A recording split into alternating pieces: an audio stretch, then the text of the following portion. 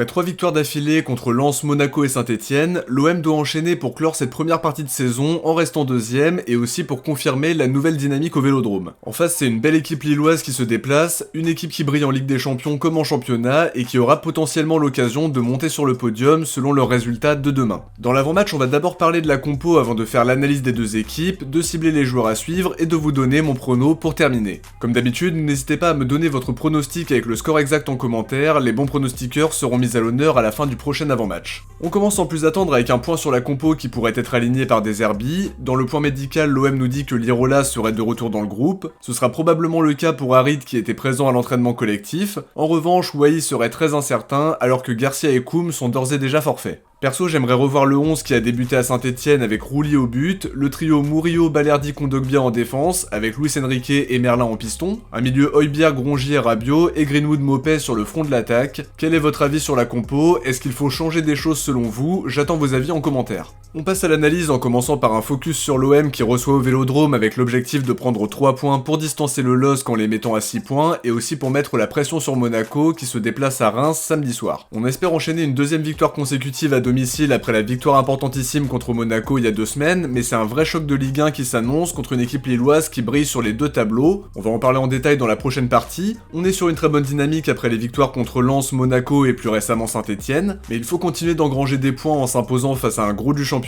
Contrairement à ce que disait Dimeco il y a quelques jours, on est performant face aux prétendants à l'Europe en dehors de la lourde défaite contre Paris, donc c'est un très bon indicateur. Le week-end dernier, on a vu un OM en totale maîtrise contre une adversité qui n'était pas extraordinaire, loin de là. On aurait pu tuer le match dès la première mi-temps sans un grand Larsonneur en face, mais j'ai aimé le pressing, la mobilité, le côté imprévisible de nos occasions, la justesse technique et la régularité sur les 90 minutes. Alors oui, on aurait pu s'imposer plus largement, mais on se rapproche de plus en plus de ce qu'attend Roberto De Zerbi, et ça c'est de très bon augure. Demain, on attendra de voir de l'intensité, de l'impact physique, de la justesse technique et de la réussite face au but, parce qu'on pourra pas se permettre d'avoir besoin de 4 ou 5 occasions franches pour marquer. Lille, c'est une équipe qui est très dangereuse offensivement, donc faudra faire un match cohérent de bout en bout pour espérer s'imposer, mais quoi qu'il en soit, l'objectif sera de ne pas perdre pour éviter qu'ils reviennent à notre hauteur. En plus, on aura plus de fraîcheur qu'eux étant donné qu'ils jouent la Ligue des Champions. A priori, ce sera leur 25e match de la saison si on compte le barrage et le tour préliminaire. La programmation est un peu bizarre alors que de l'autre côté, Longoria et le diffuseur avaient donné leur accord pour jouer le match dimanche, mais ça ne s'est finalement pas fait, donc ce sera important de tirer profit de cet avantage.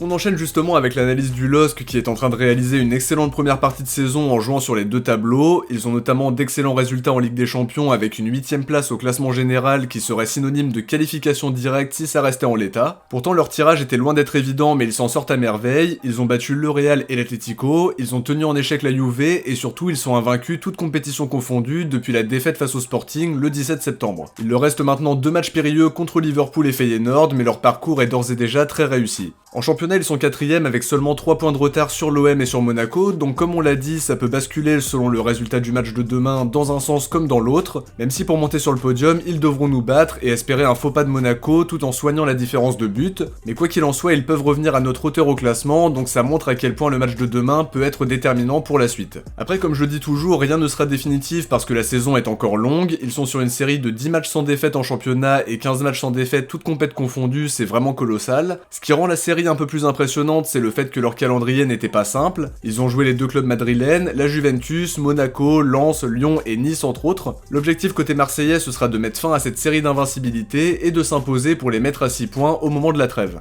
Alors maintenant, sur l'aspect domicile-extérieur, il n'y a pas de tendance claire, même si la moyenne de points à domicile est supérieure à celle sur leur déplacement en championnat. À l'extérieur, c'est 6 victoires, 3 nuls et 2 défaites, toutes compètes confondues, et à domicile, 6 victoires, 3 nuls et 1 défaite, donc c'est plus ou moins similaire. Sur le système, Bruno Genesio fait généralement confiance à son 4-2-3-1, même s'il a parfois décidé d'aligner un système à 3 centraux selon les matchs, donc à voir ce qu'il va faire demain après-midi. En tout cas, c'est une équipe qui a été construite avec beaucoup de cohérence, il y a de la qualité avec des joueurs comme Diakité et Alexandro qui font le boulot en défense centrale, au milieu il y a André qui apporte du caractère et de l'équilibre, Mukao qui se révèle de match en match, et aussi Boadi qui joue régulièrement à seulement 17 ans. Meunier et Gudmundsson sur les côtés, c'est vraiment très intéressant, intéressant. Offensivement, on ne présente plus David qui enchaîne les buts, Cabella qui apporte beaucoup dans le cœur du jeu, Zegrova qui est indiscutable à droite, Sahraoui que je trouve vraiment très performant en apportant constamment le danger sur son côté. Il y a aussi parfois Bakker qui joue dans un rôle plus offensif, Haraldsson qui revient en force sur les derniers matchs après sa blessure. On peut ajouter le jeune Mathias Fernandez et aussi Mohamed Bayo qui permet à Genesio de basculer sur un 4-4-2 en cours de match. Donc ça montre à quel point l'effectif est bien pensé tout en sachant qu'il y a pas mal de blessés. Thiago Santos, Andrel Gomes et Ben Taleb qui sont des absences notables, mais aussi Ethan Mbappé et Umtiti qui s'ajoutent à la liste. C'est une équipe qui a déjà fait 8 clean sheets toutes compètes confondues, notamment face au Real, Monaco, Lens et Rennes. Ils encaissent un peu moins de buts que nous en championnat, mais ils marquent moins. Ça annonce un match très disputé pour ce qui sera sans aucun doute un vrai choc de Ligue 1 entre deux concurrents directs.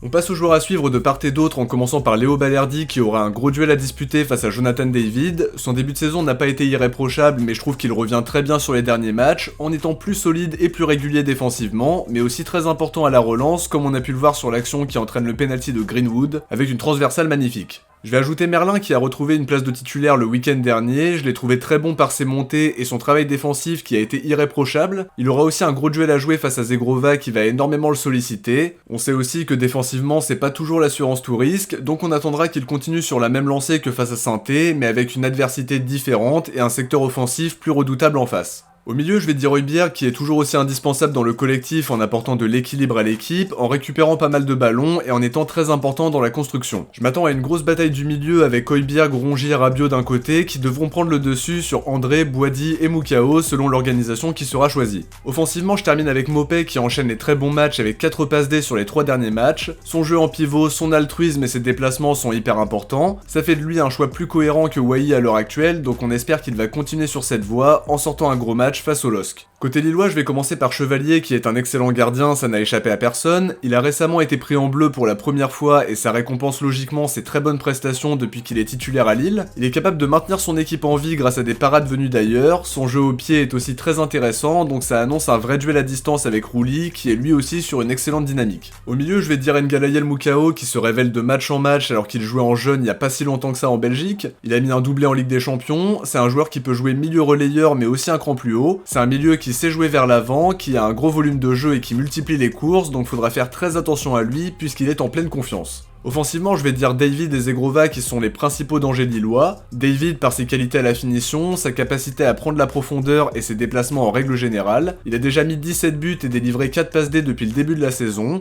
Zegrova est lui tout aussi déterminant dans le jeu grâce aux différences qu'il fait sur son côté, sa capacité à tenter sa chance. Sur le plan statistique, c'est vraiment bien avec 8 buts et 2 passes D, donc faudra faire très attention à lui. On passe à mon pronostic pour ce choc de Ligue 1 qui s'annonce passionnant et pour le coup je vais miser sur un match nul de partout qui ne sera pas le scénario idéal ni pour l'OM ni pour le LOSC, mais qui pourrait en revanche faire les affaires de Paris et de Monaco. Je m'attends à un match serré qu'on va espérer gagner mais on va affronter une belle équipe lilloise en pleine confiance. Il brille en championnat et en LDC comme on l'a dit, invaincu depuis le 17 septembre. Le plus important selon moi c'est de ne pas perdre pour éviter que Monaco nous distance, que Paris s'envole et surtout pour éviter que Lille revienne à notre hauteur juste après la trêve. En buteur je vais dire Mopé et Luis Enrique pour l'OM, Zegrova et David côté lillois même si j'espère qu'on s'imposera pour frapper un grand coup et clore cette première partie de saison en championnat de la meilleure des manières. Avant de se quitter, on va découvrir qui a été visionnaire parmi vous pour Saint-Étienne OM. Bien joué à tous, vous avez été 18 à trouver le 2-0 score exact. Mention très spéciale à Elias le Marseillais qui, en plus d'avoir trouvé le score exact, avait aussi misé sur des buts de Rabiot et de Greenwood. En tout cas, merci à tous d'être aussi nombreux à participer à chaque fois.